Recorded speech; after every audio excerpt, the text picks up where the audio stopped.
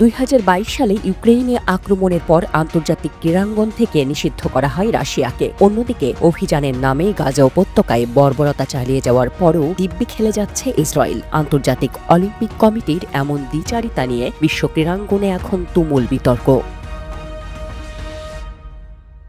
গাজায় গণহত্যা চালাচ্ছে ইসরায়েল। সম্প্রতি জাতিসংঘ কর্তৃক প্রকাশিত এক প্রতিবেদনে এমনটাই উল্লেখ করা হয়েছে। প্রতিবেদনটি প্রকাশের পর স্পেনের প্রধানমন্ত্রী পেদ্রো সানচেজ প্রকাশ্যে দাবি করেছিলেন, গাজায় আগ্রাসন চালানোর দায়ে ইসরায়েলকে সব প্রতিযোগিতা থেকে বাদ দিতে হবে। তার মতে অভিযানের নামে গণহত্যা করছে দেশটি, কিন্তু আন্তর্জাতিক অলিম্পিক কমিটি জানায় ইসরায়েল অলিম্পিক সনদ মেনে চলছে, তাই তাদের বিরুদ্ধে কোনো ব্যবস্থা নেওয়া হয়নি।